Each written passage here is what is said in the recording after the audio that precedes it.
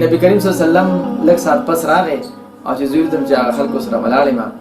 نو یې زما په دواړو اوږو باندې لاسونه کېښودل او یې خندلې که مونږ وو نو مونږ به څه بد رد ورته وې څونه به ورته غوسه وو چې ته مونږ سره لېږلی وه دا ته څه کوې خو پیغمبر سلام ورته غوسه نه شو نه یې تندي ترېو کړه بلکې خندلې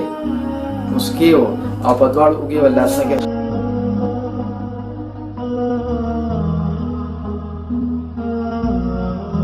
الرحیم نن درس چې کوم دی نو هغه زمونږ د نبی کریم صلی الله علیه وسلم د اخلاقو مطابق چې خپل کشرانو سره ماتحتو سره نوکرانو سره یا ماشومانو سره به څنګه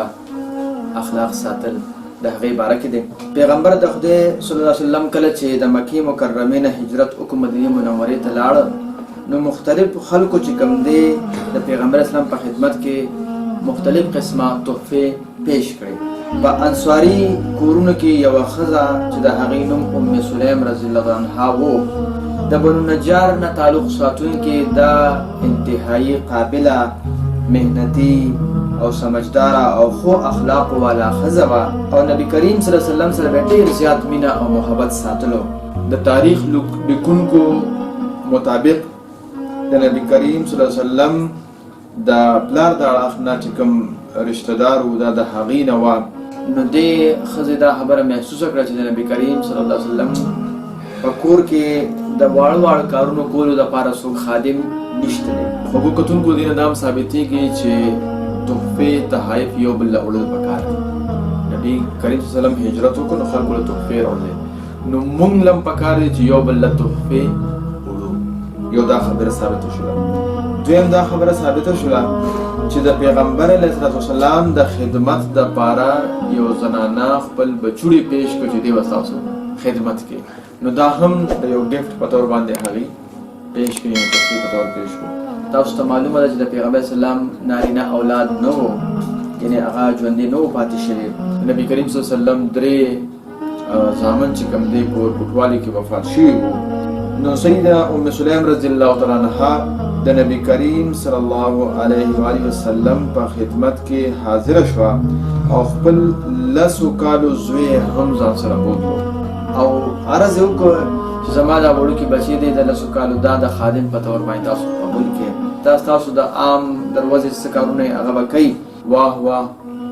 سیده ام سلیم رضی الله عنها د خوشقسمتۍ به څه وې چې نبی کریم صلی الله علیه وسلم حضرت انس بن مالک رضی الله عنه په خپل خدمت دپاره قبول کړو او انس رضی الله عنه د خادم رسول صلی الله علیه وسلم په لقب باندې مشهور شو. دا د پیغمبر اسلام واړه واړه کارونه به کول. پیغمبر اسلام به چې څوک راغوستل یا څه به پیغام ورکو نو وړوکي انس ته به دا کار په حواله کړي چې لاړ شي هغه ته ووایي چې راشي یا پیغام ورکړو. چې نبی کریم صلی الله علیه وسلم د ټولو خلکو کې بهترین اخلاق والا چا سره چې څوک پاتې شي بیا هغه د اخلاقو پته لګي. مونږ خو بهر خلکو ته ډېر ښه ښکارو که نه ډېر خوش اخلاقه ښکارو خو چې زمونږ د کور نه تپوس وکړې نو هله به زمونږ د اخلاقو پته لګي لکه زمونږ د ښځې نه زمونږ د بچو نه زمونږ د رشته دارو نه چې زمونږ څنګه اخلاق دي بیا سړي پته لګي زمونږ بار خو هر سړی زمونږ صفت کوي ماشاءالله ماشاءالله. نو دا انس رضی الله عنه پیغمبر اسلام د خادم په طور باندې ورسره پاتې شو چې هغه دا ګوی ورکوي چې د پیغمبر اسلام ډېر ښایسته اخلاق دي. نو مطلب دا دی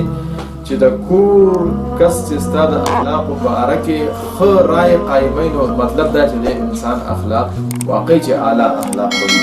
انس فرمایي چې یو ځل پیغمبر علیه السلام زه څه کار پسې ولګم دا خو ډېر وړوکي و د لسو کالو ماشوم و لسو کالو ماشوم خو ډېر وړوکي وي نو ما ورته وویې چې په خدای مې د قسم یې زاړو زمانه وایي زه د کور نه ووتم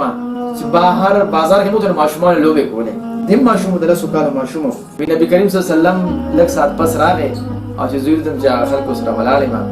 نو یې زما په دواړو اوږو باندې لاسونه کېښودل او یې خندلې. که مونږ وو نو مونږ به څه بد رد ورته وې څونه به ورته غوسه وو چې ته مونږ سره لېږلی وه دا ته څه کوې خو پیغمبر اسلام ورته غوسه نه شو نه یې تندي ترېو کړه بلکې خندلې مسکې و او په دواړو اوږې به لاسونه کېښودل او څه وایي یعنې پیغمبر اسلام مسکې و. نو پیغمبر علیه السلام وفرمایل ای بچوړیا یعنې اونیسه تا ته چې ما د څه کار دپاره ویلو هغې له لاړ شه. نو ما وویل او اوس به ځمه ای لوستونکو او ای کتونکو تاسو د پیغمبر اسلام د اخلاقو باندې لږ غوندې غور وکړئ. په خدای پاک مې د قسم وي چې ما د پیغمبر اسلام اوه کاله یا 9 کاله خدمت کړی دی، خو ما چېرته پیغمبر اسلام داسې نه دي لیدلي، یعنې دونه قدر یې ماته نه دی ویلي، نه زه راټلی یم، نه ناراضه شوی دی، نه سخت الفاظ یم، بلکې همیشه په مسکراهټ سره ما سره پیش راتله. د دې نه موږ ته دا سبق ملاویږي خو زمونږ نوکر وي یا زمونږ کشران وي یا زمونږ په عهده کې کم خلک وي، نو آیا موږ له څنګه اخلاق هغې سره ساتل پکار دي؟ مونږ خو ډېرې غټې غټې دعوې کوو، د پیغمبر اسلام سره د محبت دعوې کوو، مونږ د لیډرشپ دعوې کوو، مونږ د ځان د مرتبې او د ډېرو څیزونو دعوې کوو، خو چې کله اخلاقو ته خبره راشي نو بیا مونږ خپل کشرانو سره څنګه اخلاق ساتو، خپل ماشومانو سره څنګه اخلاق ساتو، په هغه ځای کې بیا زمونږ د اخلاق چې کوم دی د پیغمبر اسلام د اخلاق مطابق نه وي. نو ډېره مونږ ته دا سبق ملاویږي چې مونږ به خپل ماشومان او کشران یا نوکر دا به رټونه سختې بدې ردې به ورته نه وایو، بلکې په خوش اخلاقۍ سره به هغې پویو او په خنده پیشانۍ سره به چې کوم دی نو هغې ته څه کوم هدایت وي یا کوم څه هغه ورکړو. صدق الله العظیم.